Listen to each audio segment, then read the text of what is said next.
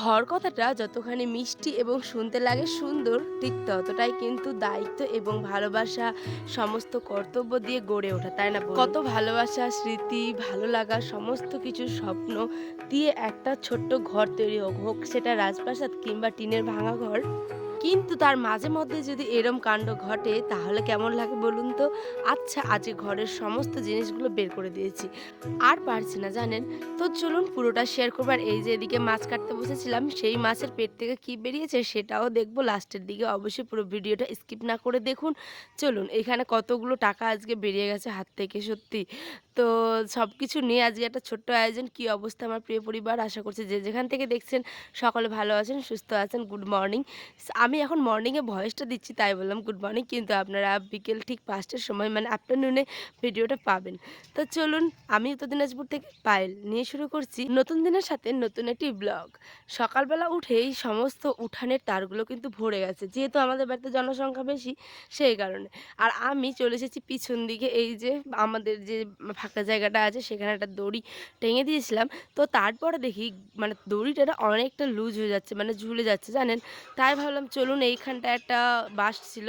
আর এত আস্তে কেন টানছি বলুন তো? ওখানে একটা মানে হাঁড়ি-বল্লাই যে হয় না বলতেগুলা, সেই বলতেগুলো একদম মানে চাক করে আছে। সাহস নিয়ে একদম হালকা করে টানলাম। নাহলে চারি না দিলে না এইটাকে মানে অনেকগুলো কাপড় পড়ে যাবে। আর তার সাথে গরু, ছাগল কিংবা কুকুর যারা যাতায়াত করে আরকি, আমাদের বাড়িতে পশু পাখি তো প্রচুর। তো সেই কারণে ওই কাপড়টা আবার পরে আমাকে ধুতে হবে যদি পড়ে যায়। তো সেই কারণে একটা চারি দিয়ে দিলাম বাস। তারপরে দেখি বাসটা বেশ নড়ছিল, জানেন? আর এত পিঁপড়ে, বাপরে বাপ! আমি তো ভাবতে পারিনি। প্রচুর পিঁপড়ে ছিল গাছে। তারপরে দেখি যে না, এটার একটা ব্যবস্থা করতে হবে। তখন এই যে ইট আনলাম। ইট এনে আগে আর পিছনে চাপা দিয়ে দিলাম। তারপরে লেগে পড়লাম হচ্ছে ঘরের কাজে। ঘরের কাজে বলতে আজ রান্না-বান্না সকালবেলা হয়ে গেছিলো। কী জন্য রান্না করেছিলাম? একটু বাসি মাংস ছিল। আর ছিল হচ্ছে গিয়ে আজকে সমস্ত বাসি খাবার খেয়েছি আরকি। রুটি ছিল বাসি মানে রাত্রে বেলার। তারপরে একটু ভাত ছিল, ওটা পান্তা করে খাওয়া হয়েছে। আর একটা ছিল মাংস। তাও তারপরে ঘরদোরগুলো এই যে লেগে পড়েছি কাজে। একটা পাখির বাসা করেছিল এখানে। দেখুন, পাখিগুলোকে আমরা না বাসা দিই ঘরের মধ্যে। আমাদের ভেন্টিলেটরগুলো যে হয় সে বাইরের দিকে অনেকগুলো করেছে, জানেন? কিন্তু দেখুন বারান্দার মধ্যে না সবসময় খড়গুলো ফেলে। আর আয়ান তো হাঁটাহাঁটি করে, আয়ান তো কত ছোট, তাই না বলুন? তো ওই হাঁটাহাঁটি করতে, করতে কখনো যদি মুখে দিয়ে দেয়, তারপরে পাখির যে ডিমগুলো ওগুলো ফেটে থাকে। তো ওই ডিমগুলো না অনেক পিছলা টাইপের হয়, মানে পিছলে পড়ে যাওয়ার মতো। আর যখন বাড়িতে একটা ছোট্ট বাচ্চা থাকে তখন তো জানেনই, আর বলার কথা নয়। সমস্ত কিছু দেখে শুনে রাখতে হয়। এদিকে মন মেজাজ খুবই খারাপ, ঘরটার একদম বারান্দাটার পুরো তছনছ অবস্থা। তো কেন কি করছি, এই যে দেখুন এতগুলো টাকা, বললাম না এখানে কতগুলো আছে। তো এখানে কিছু টাকা পরিমাণ ছিল। এখানটায় দাদা ভাইরা যেহেতু আমাদের জমিতে কাজ করেছিলেন, তো ওনারা পাচ্ছিলেন। তো উনি এসেছিলেন আরকি টাকা নিতে। আমি বললাম, "সব ঠিক আছে?" বলছে, "হ্যাঁ, টাকা ঠিকই আছে।" এবার উনি চলে গেলেন। আর এই যে আমি দিয়ে ঘরের সমস্ত জিনিসগুলো বের করে দিতে আজকে বাধ্য হলাম। কারণ ঘরে বারান্দা এত মানে নোংরা হয়ে গেছিল। আলু যেহেতু অনেকগুলো আলু ঢেলে রেখেছিলাম প্রায় ২৫ কেজির মতো। এবার আলু তো শেষ হয়ে গেছে, কিন্তু ছোট, ছোট আলুগুলো পচে, পচে গন্ধ করছিল একদম, জানেন? মানে একদম ভালো লাগছিল না। তো সেইজন্য চট ধুলাম, বস্তা ধুলাম, আয়ানের সাইকেল, বাসনের ঝুড়িটা তো প্রতিদিন ধুতে হয়। কিন্তু বিগত ৭ দিন ধরে আমি ঝুড়িটা ধুইনি। যেগুলো বাসনে এঁঠো কাটা ছিল সেগুলোই শুধুমাত্র ধুচ্ছিলাম। তো আজই বাসনের ঝুড়ি, আয়রনের চেয়ার সমস্ত কিছু ধুয়ে টুয়ে পরিষ্কার করে ঘরদোর মুছে যতটুকু পেরেছি আপনাদের সাথে শেয়ার করেছি। আর এখন এই যে কলপাড়ে এসেছি হচ্ছে সাইকেলটা। এইটা আয়ানের নানু দিয়েছিল আয়ানকে, যখন আয়ান ৭ মাস মানে ১ম বসতে হালকা শিখেছিল তখন, জানেন? তো ওই সাইকেলটা এখনও আছে। তো ভাবলাম একটু যত্ন করে ধুয়ে টুয়ে পরিষ্কার করে রাখি। তো আয়ান এটাতে চালাতেও অনেক পছন্দ করে, জানেন? আর আমি যখন ছোটোবেলায় মানে ছোট যখন ছিল আয়ান, তো আমি তখন এখানে ওকে বসে দিয়ে আরামসে কাজগুলো করতে পারতাম। মানে রান্নাবাড়ি হোক, কাপড় ধোয়া হোক, ওই তো তখন ছোট ছিল। এখন তো হাঁটতে শিখে গেছে, তাই না? এখন তো আর বসে থাকতে পারবে না। তারপরে এই যে চেয়ার আর বাসনের ঝুড়িটা নিয়ে এসেছি হচ্ছে কলপাড়ে।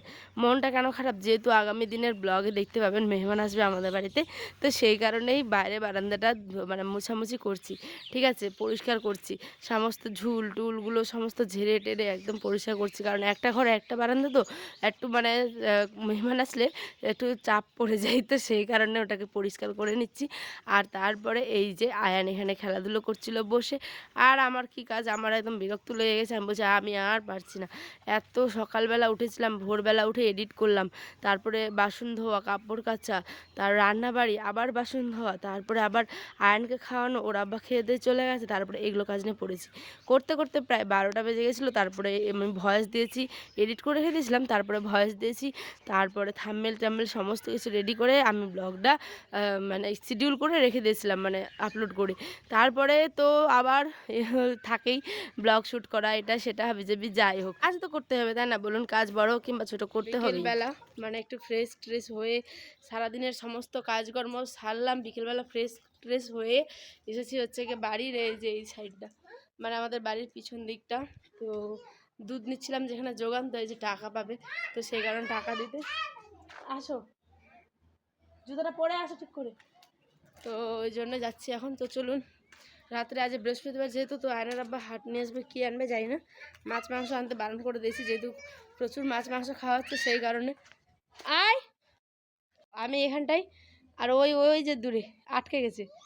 আসো, জুতাটাকে সঙ্গে নিয়ে হাঁটো। হ্যাঁ, পা ঢুকাও। বারবার খুলে দিচ্ছে, বারবার পড়ছে। হ্যাঁ, আজ আমাদের এই সাইডটা, এটা বাড়িতে নিতাম দুধ, এটা বাড়িতে। আর এই যে পিছন দিকে সমস্ত গরু, তারপর হচ্ছে এদিকে বাগান, এই যে পুকুর, আর এদিকে হচ্ছে আমাদের হাট। এই সাইডটা দিয়ে যাচ্ছে হচ্ছে কি হাট। আর এই দিকটা দেখুন কত, ওদিকে হাঁস দাঁড়িয়ে আছে, দাঁড়ান জুম করে দেখেন। আজ মানে ওই যে দুধ নিচ্ছিলাম যেখানে, সেখানে কিছু দিনের টাকা পেত, তো সেটাই দিয়ে আসলাম। আর তারপরে আয়নার আব্বা এসে হাট থেকে এই যে 2খানা মাছ নিই, ওইদিকে আয়নার জন্য নিয়ে এসেছিলো হচ্ছে গিয়ে জুতো। তো আয়ন তো এখন জুতো ছাড়াই হাঁটতো, এতদিন জুতো পরতো, তো যেগুলো স্যান্ডেল মানে এইগুলো হয়, ওই জুতোগুলো কোথাও পরে যাওয়ার জন্য। আর এখন এই যে স্যান্ডেল টাইপের মানে চপ্পল টাইপের চটি টাইপের যে জুতোগুলো হয়, ওগুলো পরে পরে বেচারা বেড়াতে পারছে না, জানেন। লাস্টে বললাম বাবু তুই খুলে দে, খুলে দিয়েছে। তারপরে এখন খেলাধুলো করছিল, আর আমি এদিকে মাছ কাটছিলাম। মাছটা একটু নরমই হয়ে গেছিলো, যেহেতু প্রচুর গরম যাচ্ছে বেশ কয়েকদিন ধরে, মাঝখানে বৃষ্টিও পড়লো, কিন্তু বিগত আবার 2 দিন ধরে প্রচুর গরম। তো হাটে কি হয়, আয়নার আবার রাত্রে হাট করে, ঠিক আছে। তো সেই কারণে মাছটা হালকা, মানে খুব একটা না, হালকা একটু নরম হয়ে গেছিলো বলে দেখুন আঁশটা মানে বাচ্চা কাটার আগেই এই যে পেট থেকে বেরিয়ে গেছে হচ্ছে গিয়ে ডিম। মাছের ডিম দেখে তো আমি অবাক, আমার মন একদম পুরো আনন্দে লাফিয়ে উঠেছে, কারণ মাছের ডিম আমি বহুদিন পরে খেলাম, ঠিক আছে। আর দেখলামও, অনেক সুন্দর লাগছিলো সত্যি কথা বলতে। আর এইখানটায় যে হাট বাজারগুলো দেখে দিচ্ছিলাম, আদা রসুন পেঁয়াজ মানে যা যা লাগে আমাদের হাট বাড়ে। তারপরে এই যে মাছটা দেখুন মানে ভেঙে গেছে, কারণ কি আমার ভুলের জন্য তেলটা একটু কম গরম হয়েছিল, তারপরে দিয়ে দিয়েছিলাম, তো সেই কারণে মাছটা ভেঙে গেছে। আর ওই যে ডিমটুকুর, এখানে ডিমটুকু এরমভাবে করে আমি ভেজে নিয়েছি, এখানে 2 পিস করে নেবো কেটে। তারপরে রান্নাবাড়ি কমপ্লিট, খাওয়া দাওয়া আমরা এখন বসবো। তবে আজ আসি, দেখা হবে অন্য একটি ব্লগে। মাছ যেমন করে ঠিক তেমনই করেছি, এটা স্পেশাল কিছু নেই, তাই অত শেয়ার করিনি। তো দেখা হবে ঠিক অন্যদিন, ব্লগ ঠিক 5টার সময়। দেখতে ভুলবেন না কিন্তু এসপায়ার লাইফস্টাইল।